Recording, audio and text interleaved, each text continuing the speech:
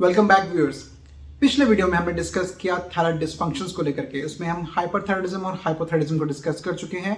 उससे जुड़ा हुआ लिंक आपको हम ऊपर शो कर रहे हैं, आप वहां पे जाके उस वीडियो में सुन सकते हैं। आज की इस वीडियो में हम डिस्कस करने वाले हैं और थोड़ा बताने वाले हैं कि किस तरह के हमारी होम रेमेडीज या होम अवेलेबल फूड प्रोडक्ट्स को हम डाइट में ले सकते हैं, जो हमें हाइपोथायराइडिज्म में काफी ज्यादा हेल्प करने वाला है। सबसे इंपॉर्टेंट थिंग कि एक हाइपोथायराइडिज्म कंडीशन, जैसे हमने पहले बता चुके हैं, एक थायराइड रिलेटेड डिसफंक्शन है जिसके अंदर आपके थायराइड हार्मोन्स की प्रोडक्शन कम हो जाती है, फॉर्मेशन कम हो जाती है और इसकी वजह से आपकी बॉडी का मेटाबॉलिज्म पे इफेक्ट आना शुरू होता है। देखिए, थायराइड का टोटल फंक्शनिंग जो है वो मोस्टली हमारे मेटाबॉलिज्म रेट पे डिपेंड करता है। मेटाबॉलिज्म मतलब आपके फूड के डाइजेशन सिस्टम के ऊपर। तो अगर आपका बॉडी के अंदर मेटाबॉलिक रेट पे डिफर करना शुरू हो गया है तो आपकी बॉडी पे इफेक्ट ऐसा ही कुछ होता है हाइपोथायराइडिज्म कंडीशन के अंदर। इसमें आपका थायराइड लेवल जो है वो कम होना शुरू हो जाता है। थायराइड के जो फॉर्मेशन ऑफ हार्मोन है वो रिड्यूस कर जाता है और इसकी वजह से आपका मेटाबॉलिज्म का फर्क जो आता है वो आपकी बॉडी वेट को बढ़ाना शुरू कर देता है। साथ ही साथ हम देखते हैं कि बालों के जो टेक्सचर है उसमें ब्रिटलनेस, उसमें कोर्सनेस बढ़ जाती है, जल्दी बाल खराब होने लग पड़ते हैं, प्लस आपका बॉडी लेथार्जिक, सुस्त होने लग पड़ता है। वो आपको सबसे इंपॉर्टेंट दिक्कत आती है। बॉडी टायर्ड हो जाएगी, नर्वसनेस बढ़ जाएगी, आपकी वीकनेस बॉडी में बढ़ना शुरू हो जाएगी।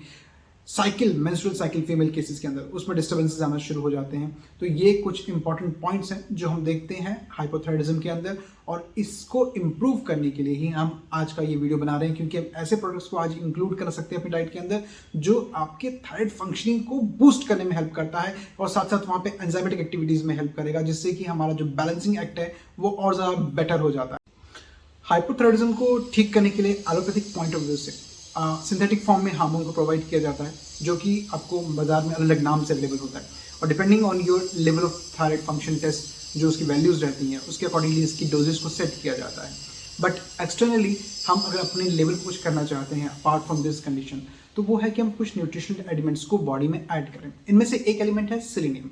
सेलेनियम एक बेसिक एलिमेंट है, बट इसकी क्वांटिटी बॉडी में रिक्वायरमेंट जो होती है वो बहुत ही कम रहती है, बहुत ही लिमिटेड रहती है। और अगर इसको हम रेगुलर इनटेक रख रहे हैं इन अ लिमिटेड फॉर्म तो ऑटोमेटिकली ये आपके बॉडी के बूस्टिंग सिस्टम को इम्प्रूव करता है। देखिए, हाशिमोटो थायराइडाइटिस के अंदर भी हम सेलेनियम का काफ़ी इंपॉर्टेंट रोल देखते हैं। हाशिमोटो थायराइडाइटिस में होता क्या है कि बॉडी का इन्फ्लेमेटरी सिस्टम डेवलप हो जाता है थायराइड के अंदर। ये क्यों होता है? इम्यून मैकेनिज्म के सिस्टम के अटैक की वजह से। तो इम्यून मैकेनिज्म सिस्टम जो है हमारे थायराइड पर अटैक करता है और उसके अंदर वो इन्फ्लेमेटरी सिस्टम्स को या इंडिकेशंस को एक्टिवेट कर देता है। कहने का मतलब वहाँ पे सूजन, रेडनेस और स्वेलिंग, इस तरह के सिम्टम्स आना शुरू होते हैं जो कि थायराइड को इम्पैक्ट करते हैं।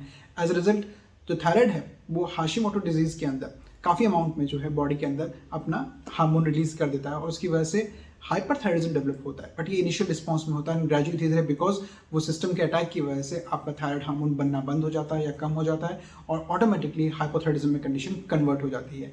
इस डिजीज के अंदर सेलेनियम को हम काफ़ी इंपॉर्टेंस देते हैं। सेलेनियम हमारी बॉडी में आएगा कहाँ से? सेलेनियम हमें मिलेगा ग्रीन पीस से, बीन्स से, पोटैटो से। इसके अलावा हमें मिल सकता है ये होल ग्रेन से मिल जाएगा।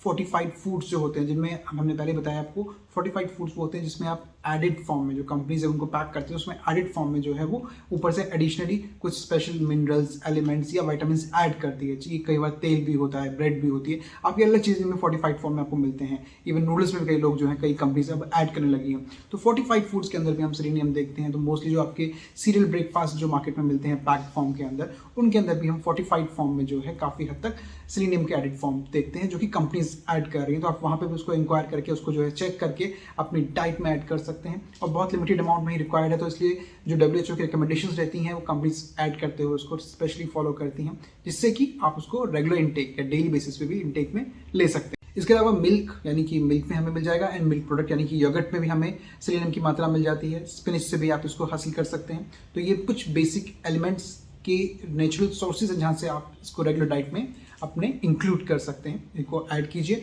और अपने सिस्टम को बूस्ट करना शुरू कीजिए इन टर्म्स ऑफ हाइपोथायराइडिज्म। सेलेनियम को डाइट में लेने के और भी कई बेनिफिट्स हैं। सेलेनियम आपकी बॉडी को प्रोटेक्ट करता है, सेव करता है कैंसर कंडीशंस के अगेंस्ट भी। इसके अलावा हार्ट को प्रोटेक्ट करना शुरू करता है, तो ये वहाँ पे भी काफ़ी हेल्पफुल है। इसमें हाई एक एक्शन है इसका एंटीऑक्सीडेंट एक्शन, जिसकी वजह से ये बॉडी को प्रोटेक्शन में हेल्प करता है। अस्थमा के अगेंस्ट भी ये हेल्प करता है।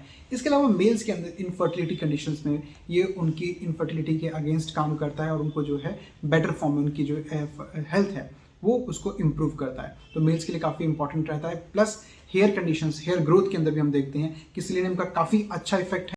प्लस देखा जाए तो मसल्स की थकावट में भी, बॉडी की थकावट में और ब्रेन की थकावट में, ब्रेन फैग जिसको हम बोलते हैं, उसमें भी सेलेनियम की होने की वजह से अगर डाइट में थोड़ा भी अमाउंट में सेलेनियम ले रहे हैं और रेगुलर फॉर्म में ले रहे हैं तो वो आपकी इन सिस्टम्स को भी इनिशिएट करता है, स्ट्रॉन्ग रखता है और थकावट नहीं आने देता इन चीज़ों के अंदर। तो मसल्स हो गया, आपका ब्रेन हो गया, इनको ये बूस्ट रखता है। तो बॉडी में एज एंटीऑक्सीडेंट काम कर रहा है, प्रोटेक्शन में काम कर रहा है, थायराइड के अगेंस्ट हेल्प कर रहा है।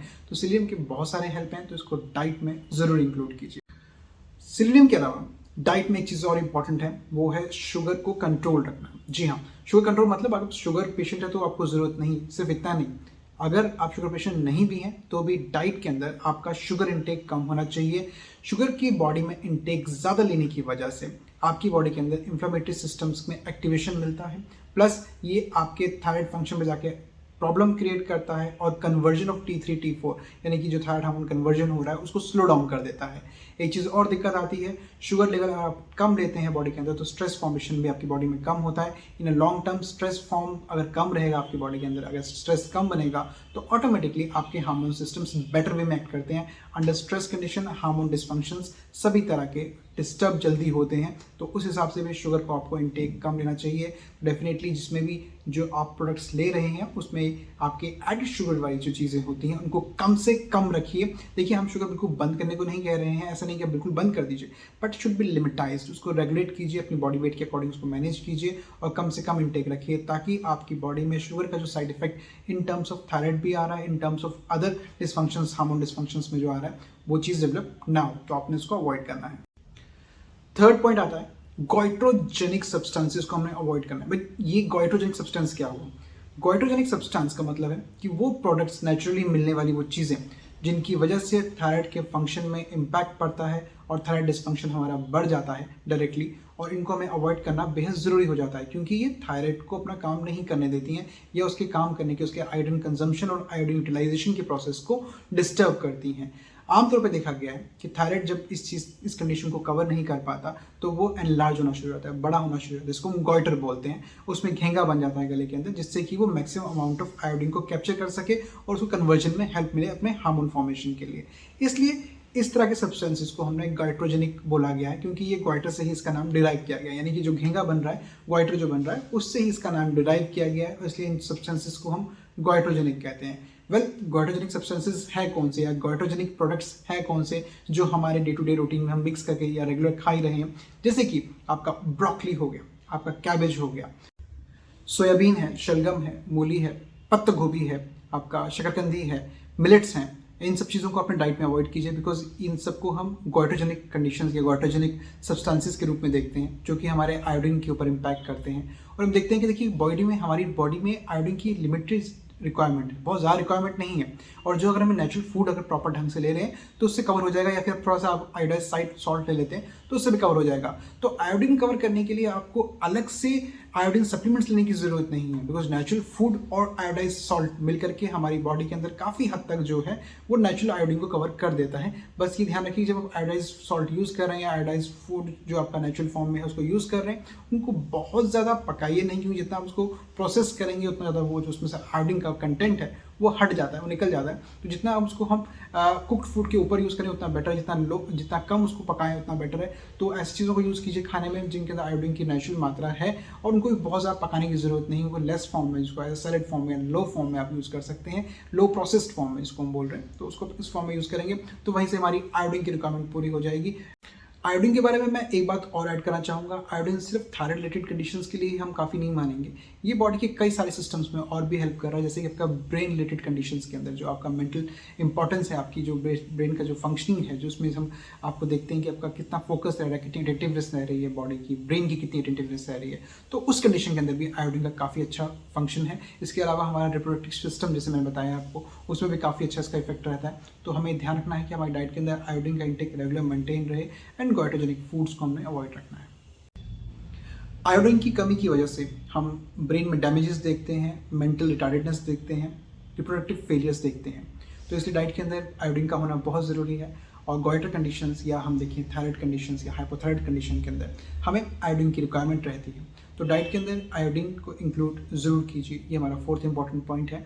और इस आयोडीन की जो कंडीशन है, जो इसकी मात्रा है, वो आपके रेगुलर फूड से ही कवर हो जाती है। एडिशनली आपको कोई अलग से सप्लीमेंट लेने की ज़रूरत नहीं है। सो अपनी डाइट के अंदर आयोडाइज सॉल्ट को इंक्लूड रखिए अपनी डाइट के अंदर। अगर आप सी फूड ले रहे हैं तो उससे नेचुरली काफ़ी अच्छे अमाउंट में जो है आपको आयोडीन मिलना शुरू हो जाएगा। फिश वगैरह हो गई, इनसे आपको जो है ईजिली जो है आप अपना आयोडीन कंप्लीट कर सकते हैं।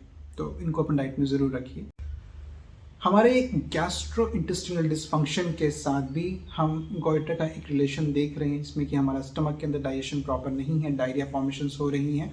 और ऐसी कंडीशंस के अंदर जो है वहाँ पे हेल्दी जो फ्लोरा एंड फ्लोरा यानी कि हेल्दी बैक्टीरिया गट लाइनिंग जो होती है उनका डिस्टर्बेंस शुरू होता है, जो कि एब्जॉर्प्शन ऑफ मिनरल्स में भी, एब्जॉर्प्शन ऑफ बेसिक सॉल्ट्स में भी हमें दिक्कत पैदा करता है। तो यानी कि वहाँ पे कोई चेंजेस अगर आना शुरू होते हैं जीआई कंडीशंस के अंदर हमारे, तो उसकी वजह से भी हमारा थायराइड डिसफंक्शन पे इम्पैक्ट डेवलप होने के चांसेस बढ़ जाते हैं। ऐसी कंडीशंस के लिए हम स्पेशली प्रोबायोटिक्स को ज़्यादा प्रेफर करते हैं। प्रोबायोटिक्स का जो एक्शन है वो आपकी सिर्फ गट लाइनिंग के ऊपर है और डायरेक्टली थायराइड के ऊपर कोई इम्पैक्ट नहीं कर रहा है। But yes, GI inflammatory conditions के साथ हम देखते हैं कि हमारे एब्जॉर्प्शन लेवल पे फ़र्क पड़ता है, जो कि एब्जॉर्प्शन कम होने की वजह से इनडायरेक्टली आपके जाके थायराइड को इफेक्ट करेगा।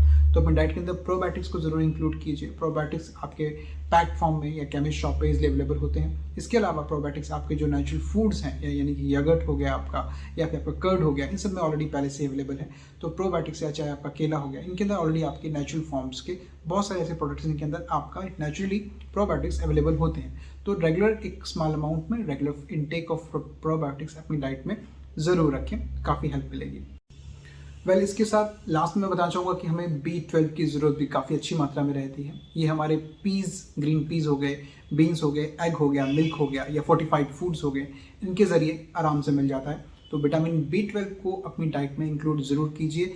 देखा गया है कि विटामिन B12 थायराइड के अंदर हुए डैमेजेस को रिपेयर करने में काफ़ी हेल्प करता है। तो वहाँ पे रिपेयरिंग पॉइंट ऑफ व्यू से देखें तो B12 का हमें काफ़ी बेनिफिट मिलता है। इसके अलावा भी B12 हमारी बॉडी के अंदर, ब्लड के अंदर काफ़ी अच्छा काम करता है। आरबीसीज को बेटर करता है, आपकी एनीमिया कंडीशन को इम्प्रूव करेगा। इसके अलावा बोन्स में हेल्प करता है, स्किन में हेल्प करता है, आइज़ में हेल्प कर रहा है, नर्वस सिस्टम में बहुत अच्छा इसका इफेक्ट है, उसको इम्प्रूव कर रहा है। तो B12 की वैसे भी बहुत सारे बेनिफिशियल इफेक्ट्स हैं जो आप एडिशनली फ़ायदा ले सकते हैं। तो B12 का इंटेक अपनी डाइट में बढ़ाइए, जिससे कि आपकी बॉडी और एक बेटर वे में रिस्पॉन्ड करे। उम्मीद है आपको हमारा ये वीडियो काफ़ी पसंद आया होगा। लाइक, शेयर, सब्सक्राइब करना बिल्कुल ना भूलें। Thank you.